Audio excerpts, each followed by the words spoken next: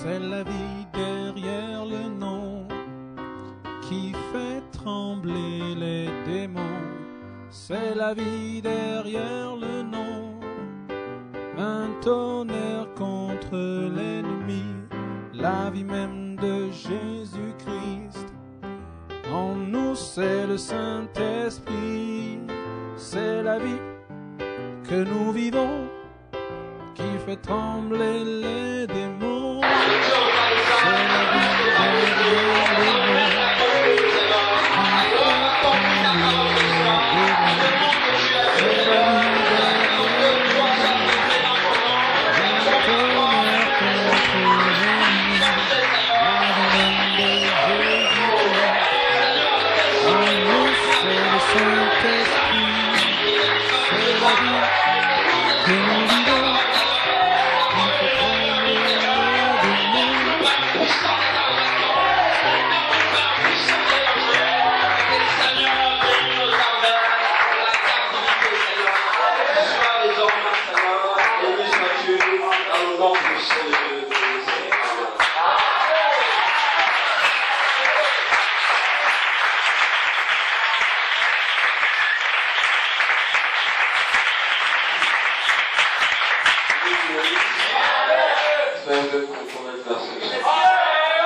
Et partager cette communion avec nous. Amen. La Bible dit que nous sommes sauvés. Je crois que chaque jour, Dieu fait naître des gens dans son royaume. Et je crois que ce soir, il y a des gens qui viennent de son royaume. Le but de Dieu, c'est que chacun arrive à la repentance et que tous ne périssent pas. Alors ce soir, il y a des gens qui seront appelés à la repentance. Et soyez d'un cœur sincère. Et soyez sincères avec la parole. Soyez soumis à la scripture. Et nous bénissons à l'amour.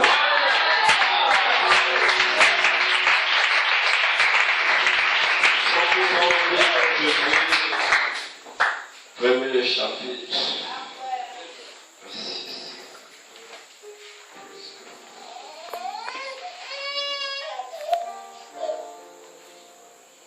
Que vous faites.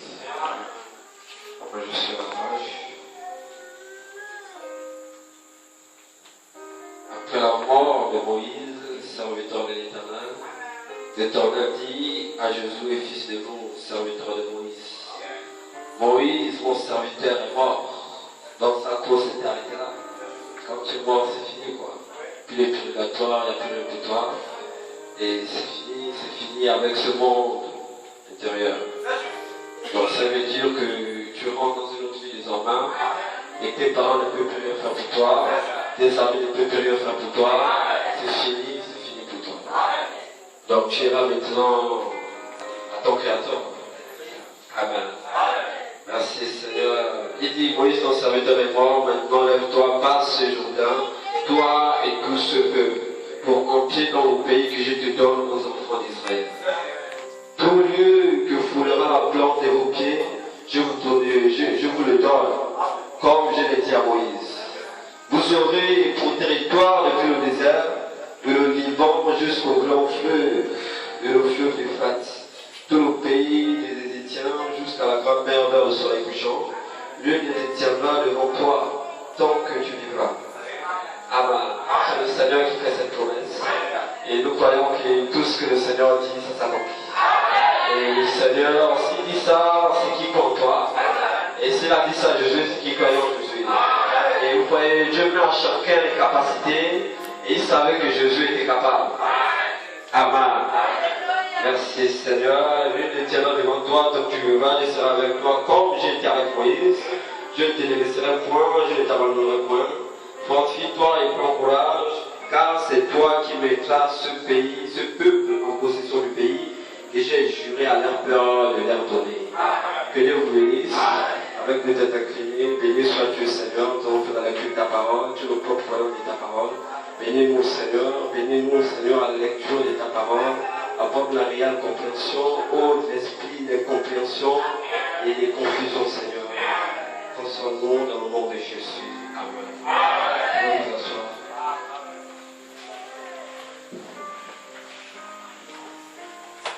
Amen. Nous savons que le thème principal, c'est l'adoption de l'épouse Amen. L'adoption de l'épouse au bénin. Que Dieu vous bénisse. Donc chaque prédicateur, comme ça s'est passé hier, amen. Chacun tire la flèche qu'il est Dieu, quoi. Et je crois que mon thème ce soir, ce sera la possession du pays. Et chaque personne rêve de posséder le pays. Et je crois que c'est la promesse que Dieu a faite. Vous voyez, les promesses de Dieu s'accomplissent toujours. Ah, quand le Seigneur donne une promesse, s'il ne l'accomplit pas, il est toujours coupable envers elle. Quand elle en fait une promesse à une femme, s'il ne l'accomplit pas, alors c'est un menteur. Et Dieu n'est pas un menteur, car tout ce que sa bouche dit, ça va l'accomplir. Et si le Seigneur le dit, il sait pourquoi il le dit. Il ne pose pas des questions, pourquoi il a dit ça. Il cherche à savoir comment il a dit ça. Il a dit, vous êtes capable de posséder le pays. Et la promesse, c'est la possession du pays. Et chaque individu doit être capable de posséder le pays. Et comment fait-on pour posséder le pays? Et vous voyez, dans ce terme, il y a beaucoup de questions qui vont être résolues. Donc, beaucoup de questions énigmatiques qui doivent parfaitement être résolues. Afin que chacun puisse comprendre le but de ces titres ce soir. Et chacun se trouve dans la prédication, quoi. Que Dieu vous bénisse. Amen. Oh, merci Seigneur. On va prendre une autre écriture dans Actes. Actes chapitre, premier chapitre aussi. Ils ont toujours été avec un jour. Comme un cas simple que tout le monde vit souvent. Il y a des gens qui font des accidents, ils sortent, ils aiment. Ils n'ont pas de problèmes, ils n'ont pas de fractures. Oh, ce n'est pas mon jour. Il a oublié quelque chose. Que Dieu l'a accordé ça pour qu'il se répande. Amen. Amen. Et vous voyez, et les gens, ça ne les passe pas dessus. Parce qu'ils ne savent pas qu'en fait, c'est l'avertissement de Dieu. Et si tu n'es pas mort, c'est parce que Dieu te laisse l'occasion de le faire. C'est marqué que tout le monde n'aura pas la même occasion de le faire. Tout le monde n'aura pas la même occasion de se repentir. Si l'autre a pu être sauvé à toi, toi tu ne seras pas pareil. Amen. Toi tu ne seras pas pareillement sauvé à la fois. L'autre était à la dernière seconde. Il avait eu l'occasion de profiter certainement de sa vie comme les gens le disent. Mais aucun autre sur la terre ne profite véritablement de sa vie. Quel salaire tires-tu de la peine de ton travail? Tu peux savoir la chose, mais la savourer c'est tellement peu. Tu ne lui as pas assez. Donc la vie que tu dis que c'est mal, en fait c'est pas ta vie. Car il y a un être surnaturel qui la contrôle. Tu ne sais même pas si tu veux le même. C'est ta main. Tu ne sais même pas si tu veux le même. Donc il y a quelqu'un qui est là qui la contrôle. Et il y a quelqu'un qui a le pouvoir sur tout. Amen. Et vous remarquez que chaque personne qui est sur la terre a véritablement une mission qui doit accomplir. Même le corps dans lequel vous vivez, c'est la preuve. Vous en prenez ce corps pour vivre pour un instant. Amen. Dieu vous en prenne ce corps pour vivre pendant un instant. Et après, il reprend ce corps. Donc le corps là, c'est pour un travail bien défini. Et le plus souvent, les gens meurent sans connaître qui c'est parce qu'ils ne savent pas pourquoi ils sont venus. Et quand tu connaîtras le but pour lequel tu es sur la terre, là tu prendras position pour Dieu. Tu ne travailleras plus pour le royaume de l'ennemi, mais tu travailleras pour Dieu désormais. Amen. Amen. Donc chaque personne a une mission. Et le problème, s'il y a une question que tu vas te poser, quelle est ma mission? Qu'est-ce que je suis venu faire? Parce qu'on ne tient pas pour accompagner les autres. Et le plus souvent, on a une tous les membres d'église qui accompagnent les autres quand on connaît le but pour lequel ils viennent à l'église. On ne vient pas à l'église pour se contempler les uns des autres. On vient à l'église pour avoir une connexion avec Dieu. On vient à l'église pour s'en savoir. On vient à l'église pour parler de personnellement. Certainement, tout le monde ne sera pas d'accord avec la décision. Forcément, il y a des gens qui se moqueront. Amen.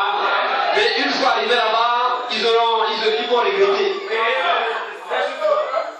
Paul a dit, une fois quitté cette tente, il y a une autre tente qui nous attend. Et s'il y a une autre tente qui nous attend, ça veut dire qu'il y a une tente qui a les yeux, il y a la bouche qui parle, qui a les yeux. Sur la montagne de transfiguration, Jésus a pris ses trois disciples. Amen. Il a pris ses trois disciples, il a pris Pierre, Jean et Jacques. Vous êtes allés sur la montagne de transfiguration. Le but de Dieu, c'est que Pierre devait voir ce mystère. Marc 17. Ce qui veut bien dire quoi? Amen. Et vous remarquez qu'Élie et Moïse ont apparu des deux côtés. Donc, mais Élie était déjà mort. Élie était enlevé de l'île, mais Moïse était mort. Parce que tu lis dans le livre des Juges, la Bible dit que Michaël et Satan discutaient les deux de Moïse. Donc Moïse, dans un temps corporel, la ville avait déjà quitté. Et remarquez que c'est le même Élie, c'est le même Moïse qui est apparu. Il n'était plus comme il était. Il était dans une tente nouvelle. Amen. Mais il était dans une tente nouvelle. Et je crois que c'est l'espérance de tout croyant. J'ai vécu 7 ans. Quand j'ai vécu 7 ans, c'est pour le pays de la France. Amen. Et chaque croyant doit avoir cette promesse. Chaque croyant doit revêtir ce pays. Et le pays, c'est le Saint-Esprit qui donne au croyant. La Bible dit que celui qui n'a pas l'esprit ne l'appartient pas. Amen. Et Josué, c'est à qui on a donné le droit de faire entrer le peuple en possession du pays. Et je vous assure que ce n'était pas facile. Parce que Canaan, Amen. Parce qu'il fallait quitter de l'Égypte. Je suis traversé le désert et aller à Canaan. Ce n'était pas facile. 2 millions sont quittés l'Égypte pour entrer en possession.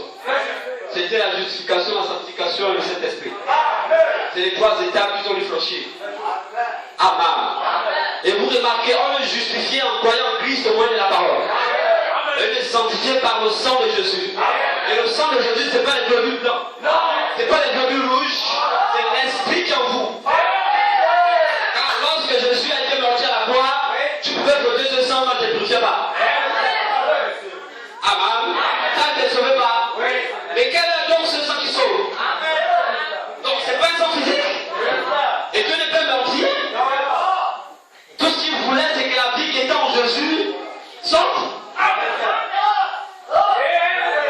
Et là, désormais, quand on prend le Saint-Esprit, je peux voir le sang jamais de lui. Parce que frappé, bien sûr, frère. Quand tu as le Saint-Esprit, tu deviens une partie de Dieu. Tout ce qui sort de l'Esprit ce soir, était dans la pensée de Dieu.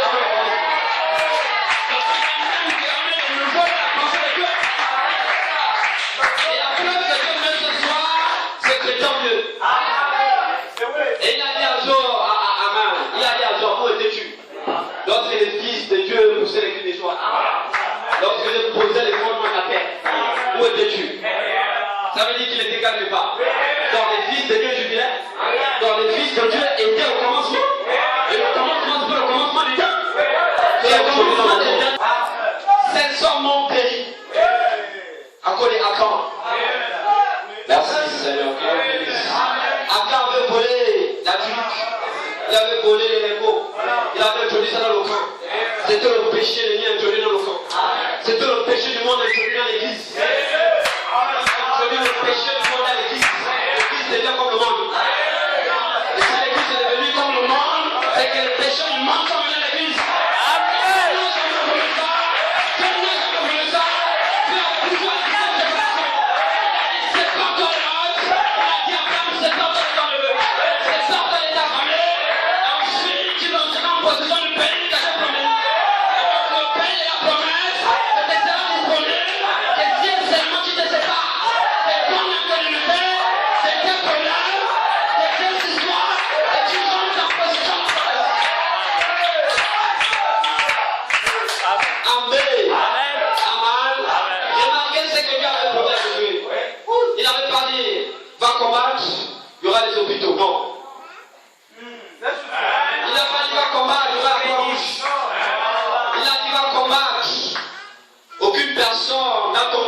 Il va périr. Quand 16 hommes ont péri, il a arrêté la bataille. Examinons nous-mêmes. Qu'est-ce qui ne va pas? Décrétons un jeûne. Revendiquons le droit. Allons-y consulter l'Éternel. Allons-y consulter la Bible. Allons-y consulter les manuscrits. Allons-y consulter la révélation. Allons-y consulter le voyant. Amen. Amen. Il devait consulter l'Éternel. Et l'Éternel devait révéler ce qui s'est passé. qu'il y a eu un péché de vie qui a été introduit. C'est à partir de là que l'église est devenue être foi. On a commencé à civiliser les gens dans l'église. Tu ne dois pas dire amen la parole parce que ça fait bizarre.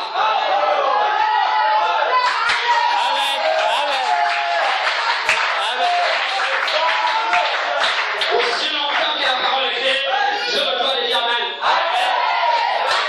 Il s'identifie comme le Dieu de l'amen. Et l'amen veut dire le merci du Seigneur. Quand tu dis amen dans sa promesse, alors tu rentres en position du Père. Puis de Dieu, c'est de te permettre ce soir.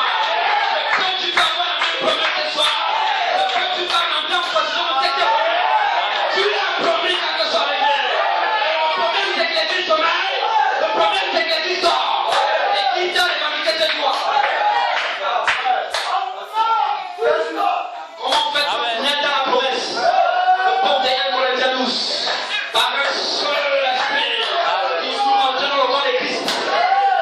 Merci Seigneur. Oui, amen. Non, c'est le corps spirituel. Et c'est dedans là où Dieu vous bénit. C'est dedans là où vous êtes scellés à jamais. Jusqu'au jour de la rédemption. Jusqu'à ce que vous arrêtez de venir à l'église. Jusqu'à ce que votre corps soit rédempté. Votre corps a une promesse. Et de rentrer en connexion avec le pays. Le seul esprit dans le Coran, c'est la promesse de Dieu. Une fois rentré dedans, Dieu peut vous adopter. Parce que si tu as le Saint-Esprit, tu es une partie de Dieu. Si tu es une partie de Dieu, alors tu deviens parfait. Et si tu es parfait, alors les gens verront différents en toi. Mais le témoignage de Dieu change tout. Alors pourquoi le croyant ne regarde que vers Dieu? Ne regarde que ce que Dieu dit de lui. Ce qui fait la force de l'église, c'est ce que Dieu dit de vous. Et le seul moyen de manifester Dieu, c'est l'église. Amen. Si l'église est suivie par Satan, c'est dangereux. Dieu ne compte que sur son église. À part l'église, il n'y a personne. Amen. Et Dieu désormais peut vous adopter parce que vous êtes des membres de Christ. Et vous voyez, nous sommes le corps de Christ. Et le corps est constitué de différents membres. La Bible dit qu'il y a des diversités des dons. Mais le seul esprit. Il y a des différents ministères. Mais le même Seigneur. Amen. Il y a des opérations différentes du Saint-Esprit. Mais le même Dieu qui opère tout et dans tout. Amen. Dieu a donné à l'église l'autorité. Elle marche sur les scorpions des démons. C'est la puissance de l'ennemi et rien ne pourra vous. Nous savons que nous avons deux autorités, deux puissances. Soit la puissance de Dieu, soit la puissance de Satan. Et toutes les choses d'amour d'importance se rapportent soit à l'un, soit à l'autre. Il n'y a pas de lutte. Il n'y a pas de je n'appartiens pas à ceci, il n'appartient pas à cela. Parce que même n'est pas choisi, c'est un choix. Amen. Quand la nature rend vite, chacun va être rempli de quelque chose. Vous remarquez, la chair, c'est le type des vases. Et un vase doit être rempli de quelque chose. Et ce soir, tu vas être rempli de quelqu'un. Soit tu as l'esprit de Dieu, soit tu as l'esprit de l'ennemi. Et vous remarquez que chacun sera jugé sur le type d'esprit en lui. Donc vous voyez, portez ce que vous portez, les gens se portent mal comme ça, c'est pas le problème. Donc même sur le type d'esprit qui pousse les gens à faire ça. Et c'est à cela que Dieu vous connaît, pas à la chair, mais à l'esprit qui est en vous. Et le but de Dieu, c'est de chasser cet esprit contraire à son esprit. Et de te faire entrer dans son esprit. Quand tu es dans son esprit, il n'y a plus de secret. Amen.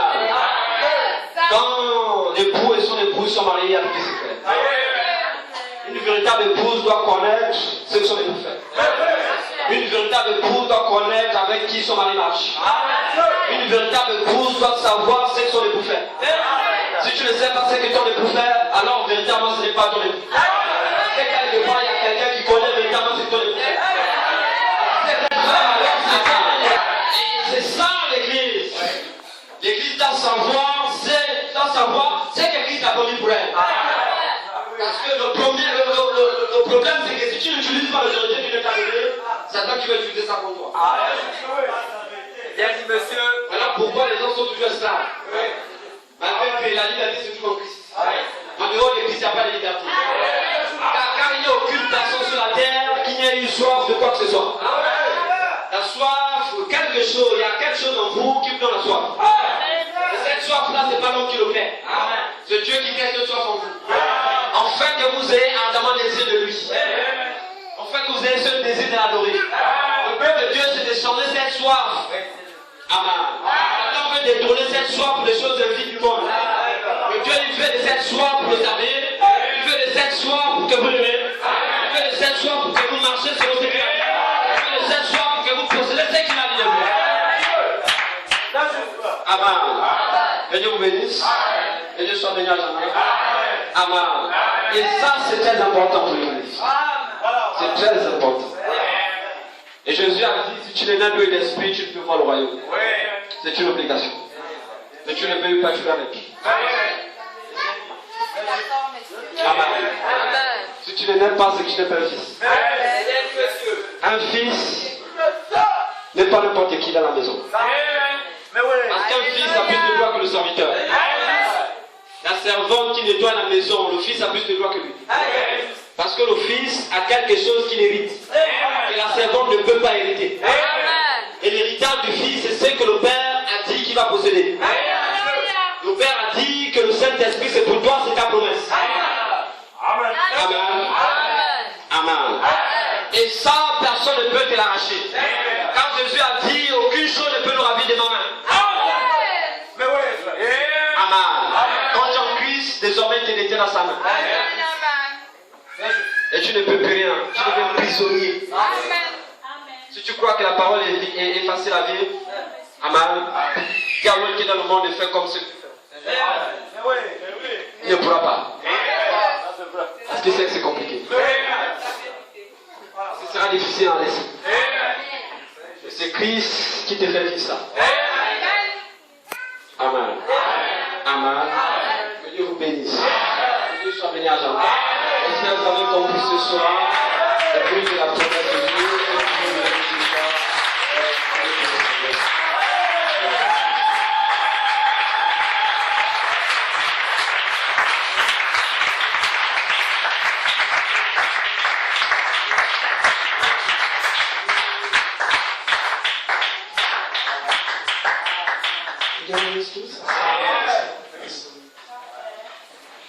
Avant de faire un tour de deuxième prédicateur, je vais résumer à la fin. Je vais juste poser une question à l'église. Pensez-vous que si Jésus venait ce soir, en fonction de l'église, vous irez avec nous? Amen.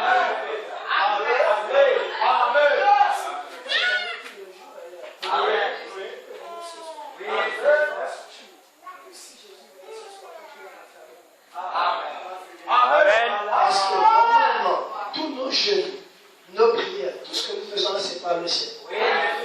C'est pour que si Jésus vient, nous partons avec lui. Dieu ne nous a même pas envoyés sur la terre pour faire des églises. Il a dit, allez-y partout le monde entier, annoncez la bonne nouvelle à toute la création. Ceux qui croiront seront baptisés, seront sauvés. Ceux qui ne vont pas croire seront condamnés. Il n'y a jamais une mission dans la vie où il y a allez-y faire les églises. Non. Dieu nous a envoyés faire des disciples.